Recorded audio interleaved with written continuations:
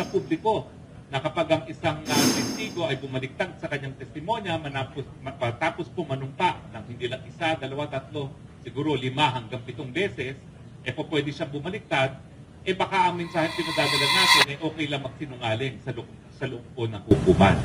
Pag nangyari po yan, napakalaking problema po natin sa administrasyon ng katarungan kung hindi na po magsasabi ng katotohanan ang mga testigo. So sa akin po, yun lang po ang aking alinlangan dyan dahil alam naman natin, lahat ng tao pinag-uusapan yung desisyon na palayain nga si dating Senator De Lima.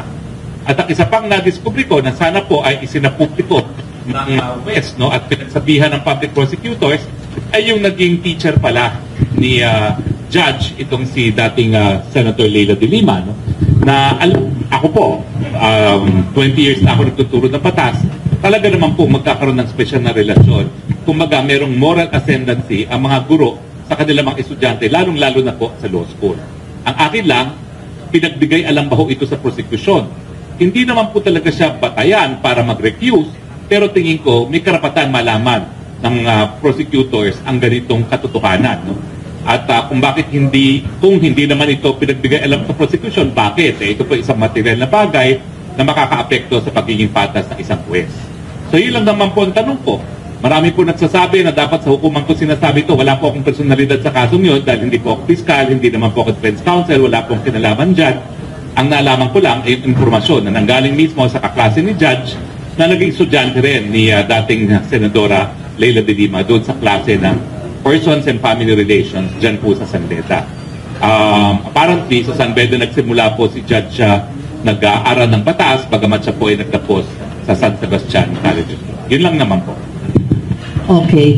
And his opening statement, Attorney Aguirre mentioned that the case against her was very thoroughly studied. That's why it took him long before the cases were filed. So, sa anong reaction mo doon sa disclosure ni Attorney Roque?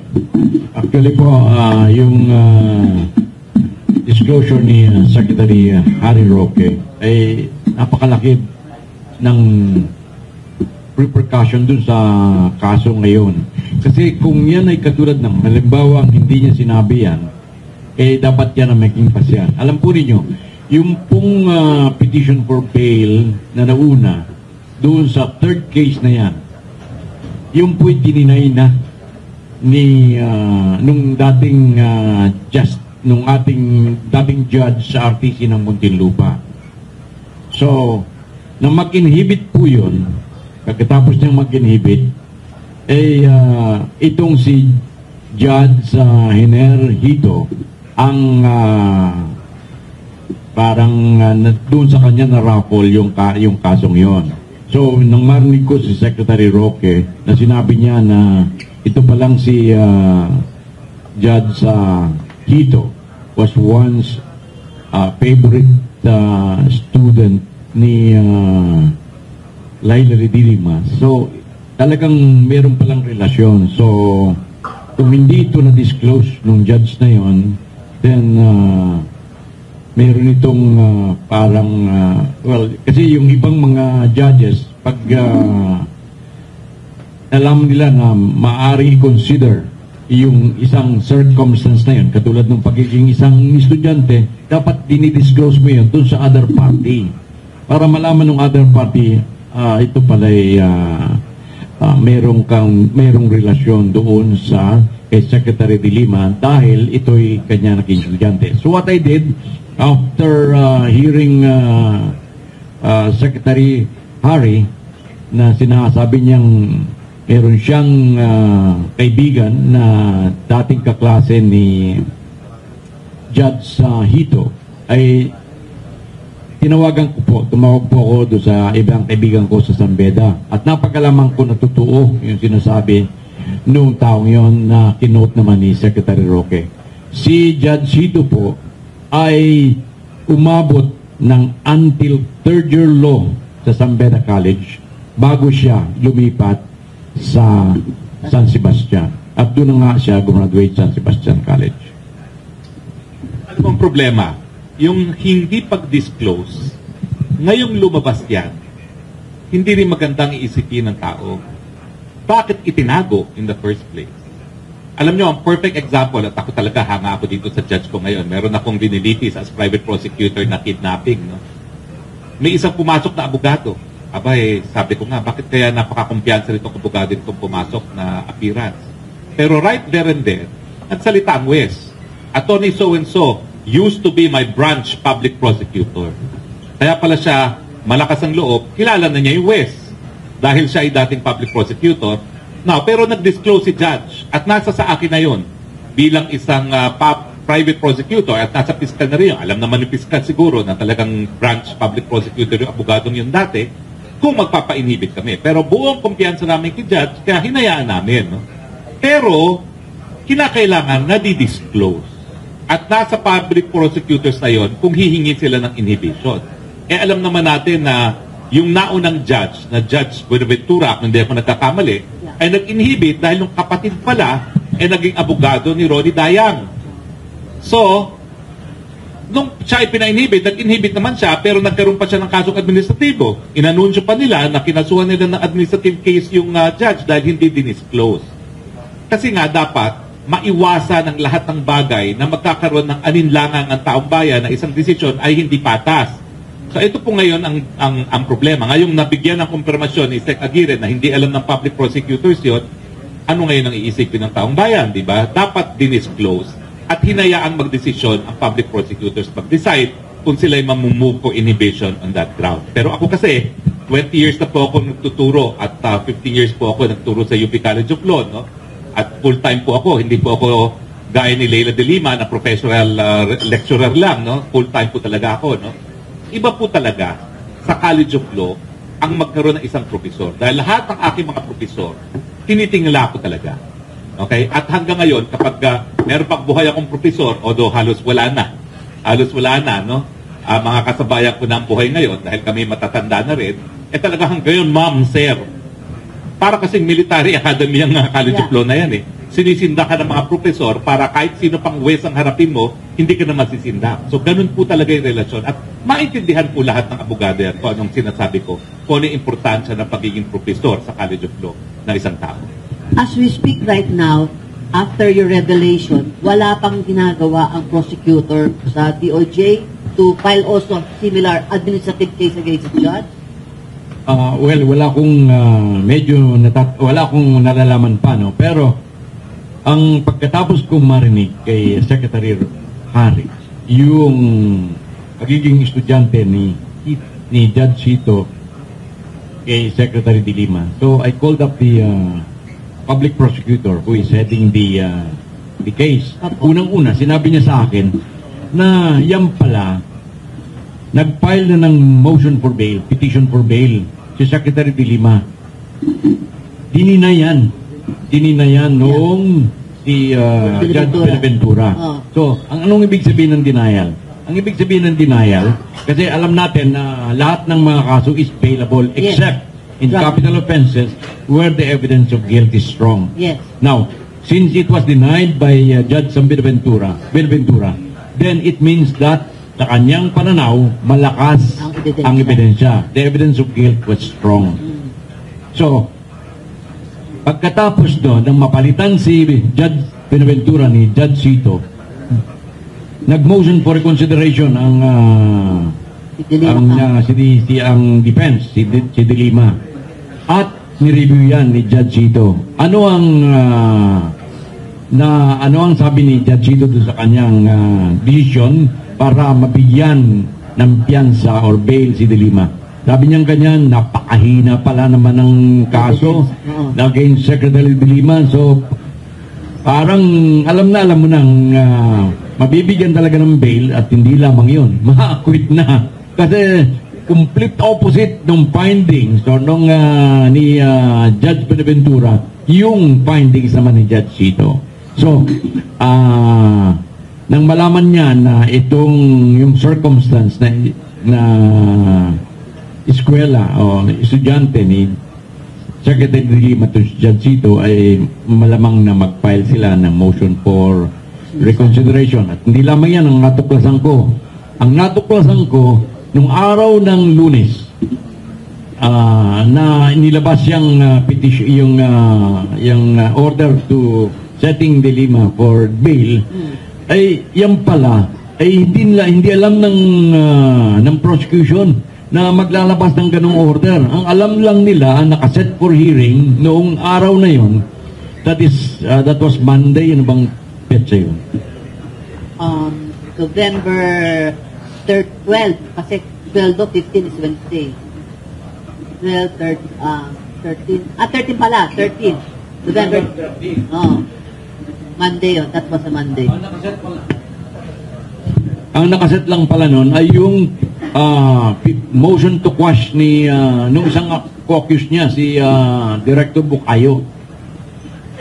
Kaya't nagulat daw sila. Hindi na itong prosecutor hindi na pumunta doon kasi very minor lang yung insidente na nakaset yung motion to quash ni Bukayo. Nagulat sila dahil tao na para bang may na-expect sila more than the motion to quash ni Director Bukayo. Ay ganun nga nang nangyari.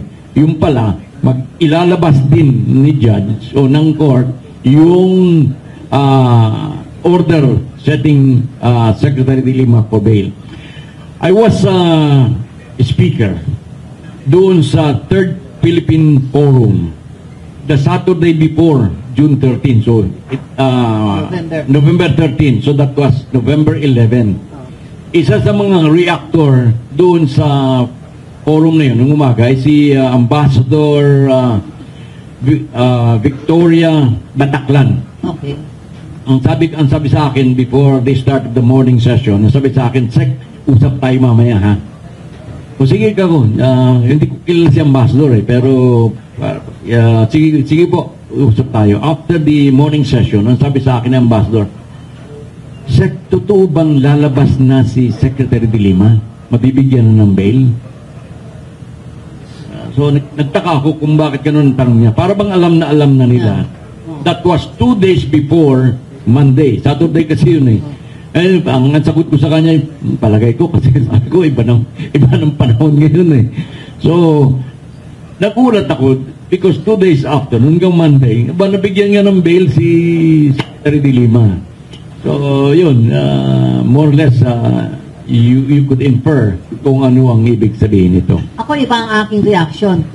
If other people knew about it beforehand, bakit naman itong mga prosecutors natin blindsided? Is it for intelligence? Is it for prosecution? Actually, ang akala nga nila yung motion to quash lang ang nakaset nun eh. Ay, kaya nga siya, why were they blindsided? Had that they've been doing extra diligence? Minsan kasi, it's the husband who is the last to know. Secretary Roque, anong mo doon? Well, you need to have faith in the institution. Okay. And I think yun naman ang frame of mind ng lahat ng abogado. Oh. We trust in the system. In good faith. In good faith. No? Kaya nga po ako, wala sanang kontrobersya ngayon kung hindi lumabas na meron silang fact na hindi dinisclose sa mga piskal at sa publiko. Kung hindi lumabas itong impormasyon nito, tapos na eh. We can all move on. Okay, nagdesisyon na ang korte. Anong sinasabi ko? Nung ini-interview ko, I'm a lawyer, I'm an officer of the court. I'm duty-bound to respect the finding of the court. Until I found out na meron pala silang itinago. Alam mo, alam ni Leila de Lima yan. Hindi naman niya malalaman na masasabing hindi niya alam na estudyante niya yan. Lalo na, ang sabi pa nung aking informante, paborito mo daw talaga siya.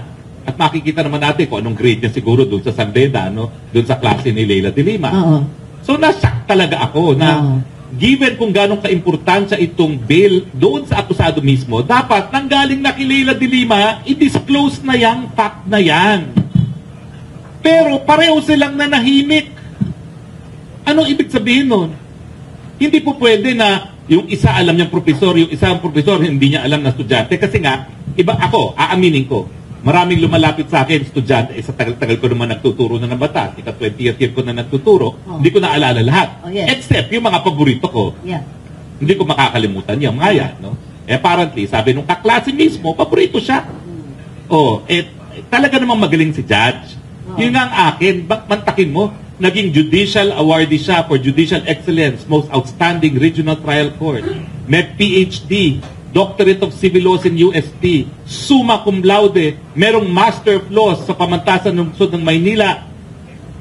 Bakit hindi niya i-disclose? Alam mo, nako, talaga namang Court of Appeals material na siya. Oo. Pero ngayon, ang tanong, everyone knows that it's a matter that should have been disclosed. Bakit hindi dinisclose? At lalo na kay Leila de Lima. Alam niya yun. They've been quiet since you... Nastudyante niya.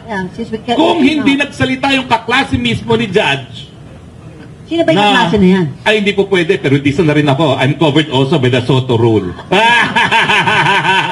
I have a column, I have a show, and I have Facebook Live. Oh, di ba? Since you... So I have the Soto Shield Law. Oh. Pero, nagbomba ka na nung Monday, lumabas sa Star the next day, wala pa rin... Pero yung Star naman, meron pang who lost a bid for ILC. Sabi ko, sarili kong dyaryo, binanata pa rin ako. Sabi mo sa akin, bilang isang season, anong relasyon nung natalo ko sa ILC bid na linagay pa doon sa balitang yon? Yeah, kaya ako, I questioned it, bakit meron ganito? Anyway. Hindi ko maintindihan, sarili kong periodiko yan eh. Pakakarating kay Ami. Anyway, bakit ano? Alam mo tanong ko? Up to now, the Lima camp, it's quiet. Wala. Silensyo.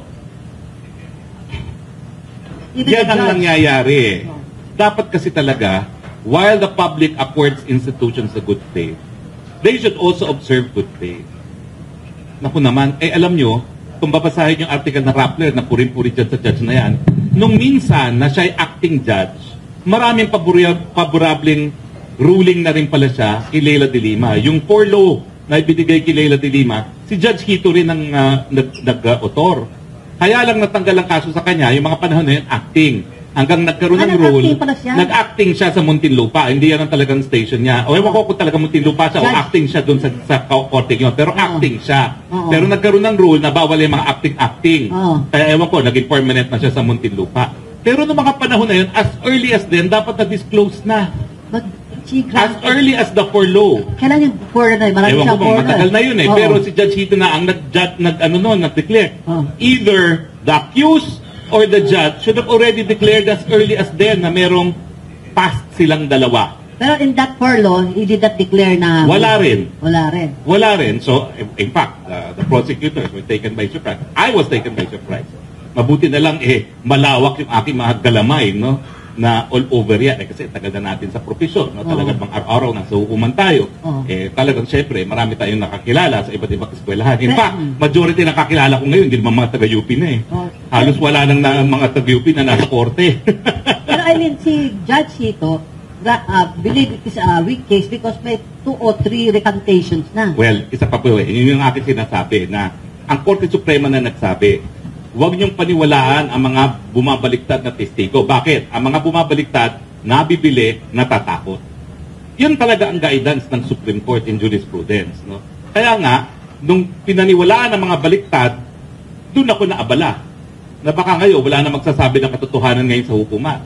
At ang pauulitin kong panawagan ko sa mga mambabatas, dahil hindi na ako mambabatas ngayon, kinakailangan pataasin ang parusa sa mga nagsisinungaling sa hukuman. Dahil pag magsisinungaling ang mga testigo sa hukuman, bagamat ito isang sagrado na panunumpa na pawang katotohanan lamang sasabihin nila sa ngalan ng Panginoon, ako, wala na pong katarungang maibibigay ang ating mga hukuman. I have a bad news to you because last night I was reading the social media Twitter and there was a tweet that 7 more witnesses against Senator de Lima recanted or will file today yata recantation. Lahat yung mga nag-recant dapat parusahan. Dapat lahat yan automatic. Preliminary investigation. Although, halos walang kulong yan. Ba? Perjury lang yan eh. Of course, testimony na criminal case. Halos walang kulong. Kaya dapat talaga taasan. Dapat ang mangyari parang sa Amerika na talaga natatakot talaga sila pag nagsisinungaling. Dito kasi parang tapik lang eh. At yung ating probation law kasi, walang fine, walang penalty. yung probation law kasi, kapag under 6 months ang imprisonment, wala nang kulong. So talagang binabaliwala na nila yan, nagsisinungaling na silang lantaran. Mataki mo ilang tao nagsinungaling dyan kung sila yung nag-recant. Ang recantation, ibig sabihin, nagsinungaling sila. Bakit tatanggapin natin yun sa ating lipunan na nakasalalay ang mga desisyon ng korte sa testimonya ng mga testigo? Ano na ngayon mangyayari? Kahit sino ngayon, pwede nang sampahan ng kaso dahil sa kasinungalingang ginawa nila sa kanilang mga affidavits.